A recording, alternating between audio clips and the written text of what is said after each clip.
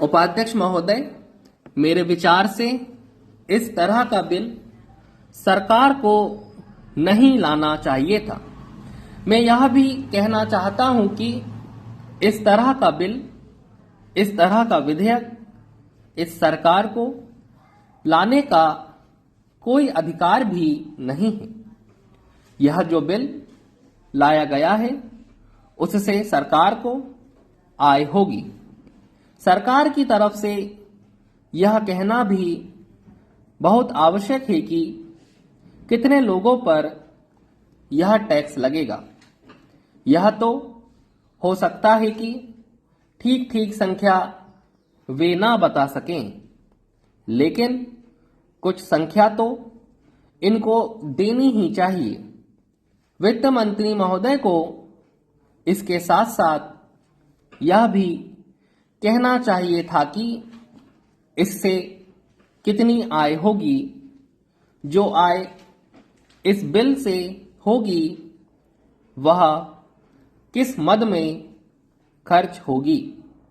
यह बात यदि वह कह देते तो उनका कुछ अधिकार इस बिल को लाने का हो सकता था। उपाध्यक्ष महोदय, इस बिल में यह भी कहा गया है कि इसके लिए एक विभाग बनेगा। इस विभाग में बहुत से उच्च अधिकारी और कर्मचारी भी होंगे। इस तरह से यह एक बहुत बड़ा विभाग बनेगा और जो धन लोगों से वसूल होगा वह सब इस विभाग पर ही खर्च किया जाएगा। मैं पूछ सकता हूं और हर एक आदमी पूछ सकता है कि इस देश में इस तरह के टैक्स लगाने की क्या आवश्यकता है। सरकार का स्थान हमारे देश में क्या है। अब प्रश्न यह है कि यह प्रबंध किसके हित में करना है। यह प्रबंध समाज के हित में करना चाहिए।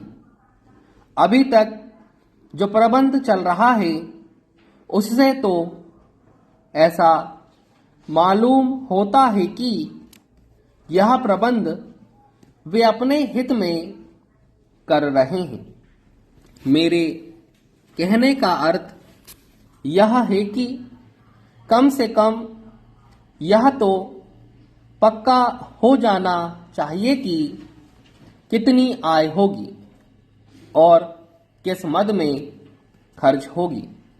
यदि वे ऐसा नहीं बताते तो इस तरह का बिल भी इनको नहीं लाना चाहिए। कुछ देशों में यह नियम है कि जितने महत्वपूर्ण कानून बनते हैं पहले उन पर जनता से वोट लिया जाता है।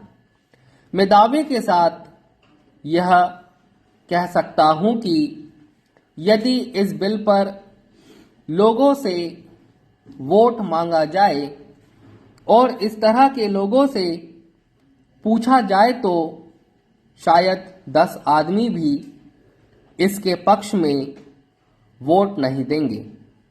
मेरा कहना है कि इसके लिए देश में प्रचार करने के बाद जैसी देश की राय हो वैसा देश के हित में काम किया जाए। यह सबको याद रखना चाहिए कि यह देश के हित में हो, केवल सरकार के हित में ना हो। अब सवाल यह है कि यह टैक्स किस दर से लगाया जाए। आपको यह बताना चाहिए कि किस दर से टैक्स लगेगा। आवश्यकता पड़ने पर तो देश का हर प्रकार का कष्ट उठाना पड़ता है और उठाना चाहिए।